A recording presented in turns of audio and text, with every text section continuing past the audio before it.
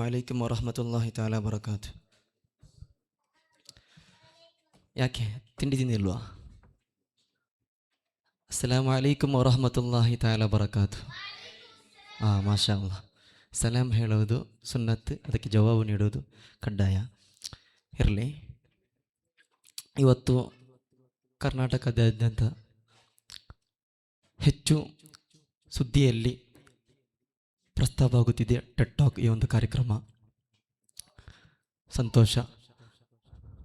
ಪ್ರೀತಿಯ ವೀಕ್ಷಕರೇ, ಇವತ್ತು ನಾನು ನಿಮ್ಮ ಮುಂದೆ ಕಾಣದ ಕೈ ಎಂಬ ವಿಷಯದ ಕುರಿತು ಮಾತನಾಡಲು ಇಚ್ಛಿಸುತ್ತೇನೆ. ಪ್ರೀತಿಯ ವೀಕ್ಷಕರೇ, ಈ ಜಗತ್ತು ಏನಿದೆಯೋ, ಈ ಜಗತ್ತು ಇಂದು ದಿನಂಪ್ರತಿ ಹೋಗುತ್ತಿದ್ದಂತೆ ಇಲ್ಲಿ ತಾಯಿಯನ್ನು ಹೊಗಳ್ತಾ ಇದೆ. ಅಂದರೆ ಈ ಜಗತ್ತು ತಾಯಿಯನ್ನು ಪ್ರೀತಿ, ಕಾಳಜಿ, ಮಮತೆ, ವಾತ್ಸಲ್ಯ ಈ ರೀತಿ ತಾಯಿಯನ್ನು ಹೊಗಳ್ತಾ ಇದೆ. ಆದರೆ ಈ ತಾಯಿಯನ್ನು ಈ ಜಗತ್ತು ಒಂದು ಅದ್ಭುತ ಜೀವಿಯಾಗಿ ಇಂದು ಜಗತ್ತು ಕಾಣ್ತಾ ಇದೆ. ಆದರೆ ಪ್ರೀತಿಯ ವೀಕ್ಷಕರೇ, ಇವತ್ತು ಜಗತ್ತು ತಂದೆಯ ಪ್ರೀತಿಯನ್ನು ಎಲ್ಲೂ ಕಾಣುವುದಿಲ್ಲ, ಕಂಡಿಲ್ಲ. ಯಾಕೆಂದರೆ ಈ ಜಗತ್ತು ತಂದೆಯ ಪ್ರೀತಿಯನ್ನು ಅರ್ಥ ಮಾಡಿಲ್ಲ ಆಗ್ಬೋದು. ಪ್ರೀತಿಯ ವೀಕ್ಷಕರೇ, ಈ ತಾಯಿಯ ಪ್ರೀತಿಯನ್ನು ನಮಗೆ ನೋಡೋದಾದರೆ ಒಂದು ದೋಸೆ ಥರ. ಏಕೆಂದರೆ ನಾವು ದೋಸೆ ಹೇಗೆ ತಿನ್ನುತ್ತಾ ಇರುವಾಗ ನಮಗೆ ಅದರದೇ ಆದ ಟೇಸ್ಟಿಗೆ ಸಿಗ್ತಾ ಹೋಗುತ್ತೆ. ಅದೇ ರೀತಿ ತಂದೆಯ ಪ್ರೀತಿ ಈ ರೀತಿ ಅಲ್ಲ. ತಂದೆ ಆ ದೋಸೆಯನ್ನು ಸುಡುವ ಕಲ್ಲು ಇದೆಯಲ್ವಾ, ಅದೇ ರೀತಿ ತಂದೆ ಸುಡ್ತಾ ಇರ್ತಾನೆ. ಅವನ ಕಷ್ಟ ನೋವುಗಳನ್ನು ಇಲ್ಲಿ ಅರ್ಥ ಮಾಡಲು ಯಾರೂ ಇರುವುದಿಲ್ಲ. ಪ್ರೀತಿಯ ಸಹೋದರರೇ,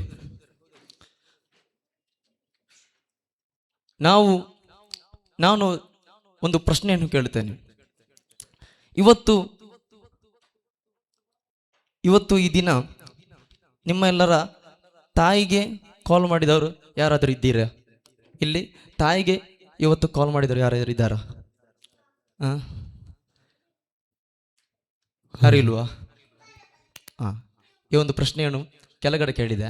ಅವಾಗ ಅಲ್ಲಿ ಬಹಳಷ್ಟು ಮಂದಿ ಇವತ್ತು ತಾಯಿಗೆ ಕಾಲ್ ಮಾಡಿದವರು ಇದ್ದಾರೆ. ಅವಾಗ ಪ್ರೀತಿಯ ಸಹೋದರರೇ, ತಾಯಿಗೆ ಕಾಲ್ ಮಾಡಿ ಅವರು ತಾಯಿಯ ಮನೆಯಲ್ಲಿ ಆರಾಮ, ಎಲ್ಲರೂ ಹುಷಾರಾಗಿದ್ದಾರೆ ಎಂದು ಕೇಳಿದವರೇ ಹೆಚ್ಚು. ಆದರೆ ಇಲ್ಲಿ ತಂದೆಗೆ ಕಾಲ್ ಮಾಡಿದವರು ಬಹಳ ಕಡಿಮೆ. ಪ್ರೀತಿಯ ಸಹೋದರರೇ, ತಂದೆಗೆ ಕಾಲ್ ಮಾಡಿದವರು ಬಹಳ ಕಡಿಮೆ. ಪ್ರೀತಿಯ ಸಹೋದರ, ಖಂಡಿತವಾಗಿಯೂ ಇವತ್ತು ತಂದೆಗೆ ಕಾಲ್ ಮಾಡಿ, ತಂದೆಯಲ್ಲಿ ನೀವು ಊಟ ಮಾಡಿದ್ದೀರಾ, ಆರಾಮವಾಗಿದ್ದೀರಾ ಎಂದು ಕೇಳುವವರು ಬಹಳ ಕಡಿಮೆ ಇವತ್ತು.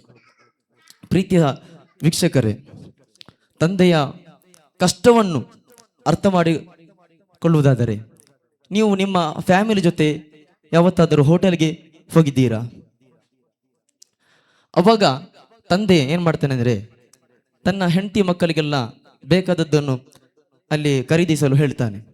ಅವಾಗ ತಂದೆ ಹೇಳ್ತಾನೆ, ನನಗೇನು ಬೇಡ, ನನಗೆ ಹೊಟ್ಟೆ ಸರಿ ಇಲ್ಲ, ನನಗೊಂದು ಚಹಾ ಸಿಕ್ಕಿದರೆ ಸಾಕು. ಪ್ರೀತಿಯ ವೀಕ್ಷಕರೇ, ಯಾಕೆ ಗೊತ್ತಾ ತಂದೆ ಆ ರೀತಿ ಹೇಳುವುದು?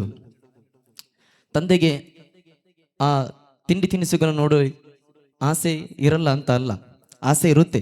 ಆದರೆ ಆ ತಂದೆ ಏನು ಮಾಡ್ತಾನೆ ಅಂದರೆ ತನಗೆ ಸಿಕ್ಕಿದಂತಹ ಆ 500 ರೂಪಾಯಿ, ಆ ಸಿಕ್ಕಿದಂತಹ ಖರ್ಚು ಇದೆಯಲ್ಲ, ಅದರಲ್ಲಿ ಅವನು ಅಡ್ಜಸ್ಟ್ಮೆಂಟ್ ಮಾಡಲು ಅವನು ಬಯಸ್ತಾನೆ. ಪ್ರೀತಿಯ ಸಹೋದರರೇ, ಅದೇ ರೀತಿ ನಮ್ಮ ತಂದೆ ಅವರಿಗೆ 2 ಪ್ಯಾಂಟ್ ಮತ್ತು 2 ಶರ್ಟ್ಗಳ ಜೊತೆಗಳಿರಬಹುದು ಮತ್ತು 1 ಜೊತೆ ಚಪ್ಪಲಿ ಇರಬಹುದು. ಅದೇ ರೀತಿ ನಮಗೆ ಬೇಕಾದಷ್ಟು ಶರ್ಟ್ ಪ್ಯಾಂಟ್ಗಳನ್ನು ತಂದು ಕೊಡುವ ಅಪ್ಪ, ಆ ಅಪ್ಪನಿಗೆ ಬಯಕೆಗಳು ಇರಲ್ಲ. ಯಾಕೆ ಹೇಳಿ?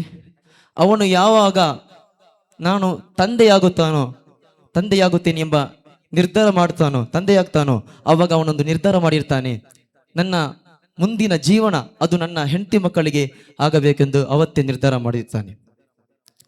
ಪ್ರೀತಿಯ ಸಹೋದರರೇ, ಇವತ್ತು ಪರಿಶುದ್ಧವಾದ ಇಸ್ಲಾಂ ದೀನ್ ತಂದೆಯನ್ನು ಸೂರಾ ಇಸ್ರಾನ 23ನೇ ಸೂಕ್ತದಲ್ಲಿ ಅಲ್ಲಾಹನು ಹೇಳುತ್ತಾನೆ, ನೀವು ನಿಮ್ಮ ತಂದೆ ತಾಯಿಗಳಿಗೆ ಒಳಿತನ್ನು ಮಾಡಿ. ತಾಯಿಯ ಜೊತೆ ಇಲ್ಲಿ ಅಲ್ಲಾಹನು ತಂದೆಯನ್ನು ಸಮಾನವಾಗಿ ಹೇಳ್ತಾನೆ.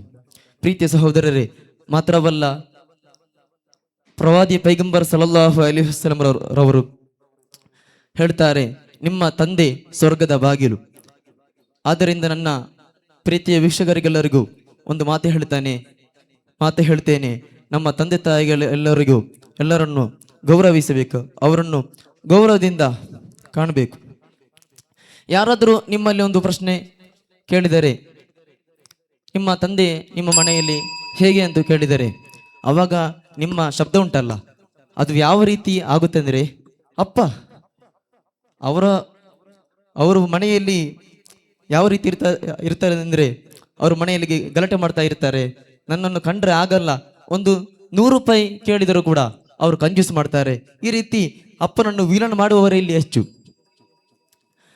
ಪ್ರೀತಿಯ ವೀಕ್ಷಕರೇ, ಅಪ್ಪನ ಕಷ್ಟವನ್ನು ಅರ್ಥ ಮಾಡಿಕೊಳ್ಳಬೇಕಾದರೆ ನೀವು ಅಪ್ಪ ಮಾಡುವಂತಹ ಆ ಕೆಲಸಕ್ಕೆ ಹೋಗಿ.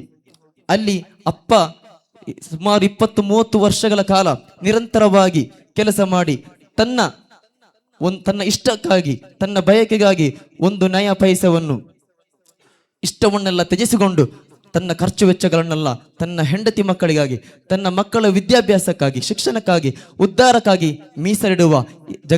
ಮೀಸಲಿಡುವಂತಹ ಆ ಅಪ್ಪ ಜಗತ್ತಿನಲ್ಲಿ ಒಂದು ಅತ್ಯಂತ ಮಹತ್ವವಾದ ಒಬ್ಬ ತ್ಯಾಗಿ ಎಂದು ಹೇಳಬಹುದು ಎಂದು ಹೇಳುತ್ತಾ, ಪ್ರೀತಿಯ ವೀಕ್ಷಕರೇ, ಕಡೆಯದಾಗಿ ನಮ್ಮನ್ನು ಹೆತ್ತದ್ದು ಅಮ್ಮನಾದರೂ ಒಳಗೊಳಗೆ ಅತ್ತದ್ದು ಅದು ಅಪ್ಪ ಎಂದು ಹೇಳುತ್ತಾ ನನ್ನ ಮಾತಿಗೆ ಕಡಿವಾಣ.